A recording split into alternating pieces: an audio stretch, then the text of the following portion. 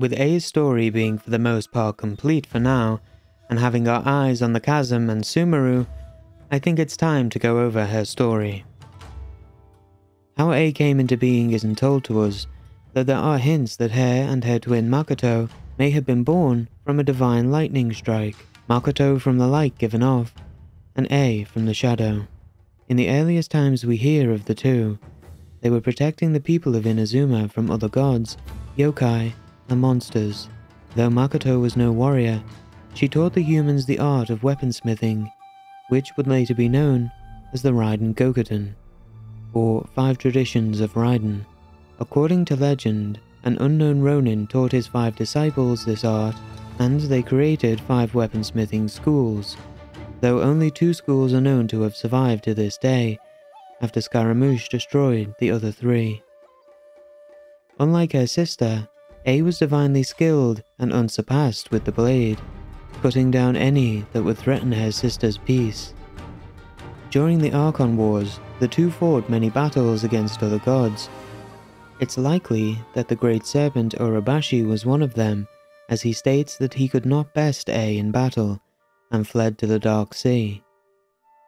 After all other threats had been eliminated, or fled from A, she decided to give up her bodily form, so that Makoto could ascend to Celestia and claim the title of Archon. A believed that she was little more than a warrior, and did not understand mortal hearts, unlike her more compassionate sister. After her ascension, Makoto was given the Archon name, Baal. Makoto then set up her shogunate and began to rule over Inazuma, though with how she is described, I'd imagine losing her twin sister A weighed heavily on her heart. Somehow she managed to recall A's divine will and reforged her body, bringing her sister back to her side to be her body double, or Kagemusha. A's sacrifice is only mentioned in one book, though A seems to confirm that it is accurate up until the battle against Urabashi, which isn't mentioned in the book. For a while, the two ruled Inazuma in relative peace. Makoto held court and was the face of the Raiden Shogun, and A would remove any threats to their people. The two were thought to have been one singular god by many, but the other Archons and those close to the twins knew the truth. While she wasn't fighting, A would spend time with her closest friends, Sasayori the Tengu, Chiyo the Oni, and Saigu the Kitsune. Saigu and Chiyo were often seen singing and dancing around Tenshukaku, while Sasayori seemed to be more of a calm and composed figure, more like A. But this peaceful time would not last. To the west, the great serpent Urabashi had returned from his exile, bringing the people of Enkanomiya up to live on Watatsumi Island. Due to pressure from his people to expand their lands, and Celestia telling him he had to sacrifice himself for his people's freedom, Urabashi led his people to war against the shogunate, resigned to his fate. While the war went on, Watatsumi General Akuo would kill Sasayori while riding on Urabashi, and this would be the last mistake he would ever make. A, seeing one of her closest friends be taken from her, must have flipped a switch as she unleashed the Musono Hitotachi upon Sasayori's killer, cleaving Yashiori Island in two, ending Urabashi's life, and obliterating the man that had taken her friend from her.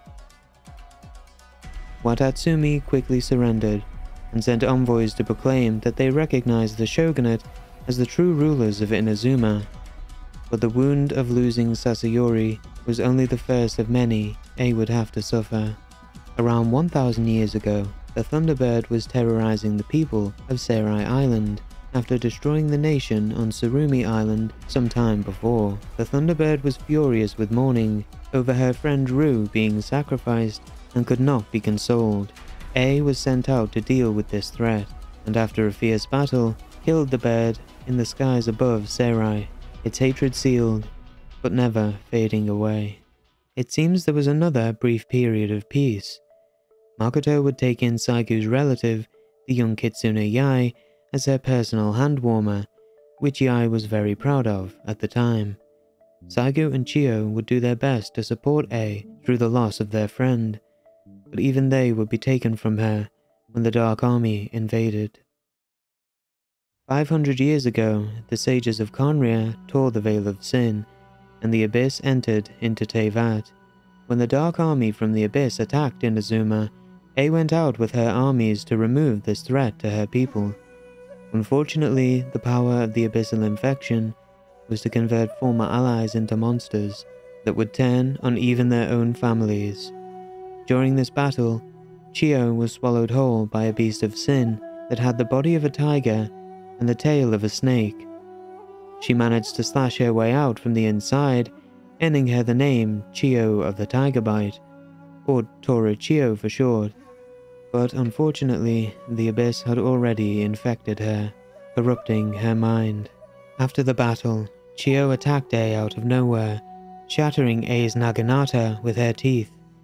A retaliated in an instant, slicing an arm and horn clean off Chiyo. Perhaps the thought of losing another friend prevented A from finishing Chiyo off herself, as she was allowed to flee to the forests of Inazuma, her quiet cries of agony being known in later times as Tora Chiyo's Wind. It is assumed that Chiyo died in many tales. Some say she slew herself in a fit of grief and madness.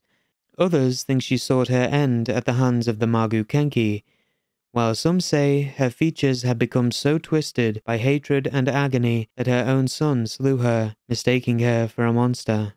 During this time, Makoto secretly went to Khaenri'ah with the other Archons. A speculates this was to protect her, but with Makoto having less combat experience, she knew that her life would be in danger. So A was conflicted. On one hand, she had to protect Inazuma, which was now on the brink of destruction, but on the other, her twin sister had ventured to the most dangerous location in the world and put herself in mortal danger. Being the wise, kind kitsune that she was, and now A's last remaining friend, Saigu told A to go after her sister, while she would protect Inazuma in her place. Saigu would keep her word, and gave her life to protect Inazuma, sealing the Abyss away beneath the roots of the sacred Sakura, and being consumed by the Abyss in the process, though her will was so strong that it mixed with the abyssal filth to become the Shrine Maiden Kazari, protecting Inazuma until the modern day. A made it to Khaenri'ah, but she was too late to save her sister. She found Makoto in her final moments and entered into her realm of consciousness to say her goodbyes. A would then take Makoto's realm and move it to a torii gate beneath the Grand Narukami Shrine, though she did not know that the sword she had inherited from Makoto, the Musou Ishin, had been imbued with Makoto's consciousness, only to awaken when A was able to understand her and use its full power. When A returned to Inazuma, she had lost nearly everything. Her friends, her family, and many of the people she once knew were taken from her by the Abyss and Khaenri'ah's actions. This cemented her view that eternity should be implemented to preserve Inazuma, sticking closely to the heavenly principles that Khaenri'ah opposed to ensure that nothing like that could ever happen to her nation. A young Yae Miko, having lost her role model Saigu, and being somewhat close to Makoto, must have been relieved to see A had come back alive, and the two became close friends over time. Knowing that her body and mind were subject to erosion, A could not handle the fact that her dying would mean the memories of her friends and family would, in a sense, die again with her. So she decided to construct an artificial body with technology that has been lost to time for her consciousness to inhabit. One that would never suffer erosion, with Yae's help, of course. The prototype was created to house her Gnosis, but he shed tears in his dreams. A observed that he was too fragile to be her vessel, but did not have the heart to destroy him, and so she sealed his powers away and let him become a wanderer in Inazuma, him later becoming known as Scaramouche. She then created the Raiden Shogun puppet we know, deciding that the Gnosis was too unpredictable to be housed within a puppet and handing the Gnosis to Yae Miko to keep safe. This seems to be when she cut ties with Celestia, perhaps creating this new puppet to be her emblem of severed fate.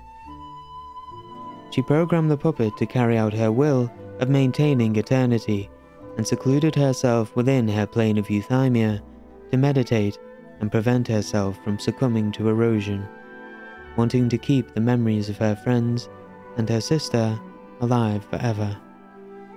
A year before we arrived in Inazuma, the Fatui had infiltrated the shogunate and convinced the Raiden shogun to begin the Vision Hunt and Sakoku decrees. This lined up with Ei's ideal of eternity, as visions could cause lives to be cut short, and outside forces would disrupt Inazuma's equilibrium. Though Ei states that she was aware of what the Fatui were doing, I don't think she realized how this was being used to destabilize her nation. Perhaps her pride prevents her from admitting that she was tricked. Around this time, electrovisions stopped being given out, but Ei states that it is not her that chooses who receives them. This would mean they likely come directly from Celestia, but why they stopped is still a mystery. This brings us to when we arrive in Inazuma. Through our battles, Yae's help, and the information we uncover, we convince Ei to repeal the Vision Hunt decree, showing her that never-ending stasis was ruining her people's lives. We also defeat La Signora, and Ei annihilates her with the Musou no Hitotachi, sending the Fatui forces into disarray and lessening their grip on Inazuma. Ei's change of heart would be viewed by the puppet she inhabits as a threat to eternity, and it started to resist Ei's will, knowing that she needed to separate herself from the puppet and prove that her new views were not due to her suffering from erosion. As we're kicked out and re-enter a few hours later, we learn that inside the realm they had been fighting evenly for centuries. Upon Ei releasing Musou Ishin's full power and defeating the puppet, Makoto's consciousness appeared and handed Ei the seed of the sacred Sakura. It seems that Makoto may have had help from Ishtaroth, the god of time, as she explained that Ei granting the seed life would allow it to grow into the ancient past, having always been there. Though upon Ei's return from Khaenri'ah, she argued with Yae that the tree was never there when she left. The tree was integral to sealing the abyss away in Inazuma, and so if this hadn't happened in the present moment, the abyss would have destroyed the nation 500 years ago. With this and the puppet now willingly working with her, Ei decided to open the borders of Inazuma once again, realizing that Makoto's vision of eternity in appreciating fleeting moments was the better alternative to hers. And that's the story of the Raiden Shogun Ei so far. If you've made it this far, thank you very much for watching. I hope you enjoyed the video. If you did, consider leaving me a like to let me know, and subscribe if you want more lore videos like this. Good luck on your wishes, and I hope you have a great day.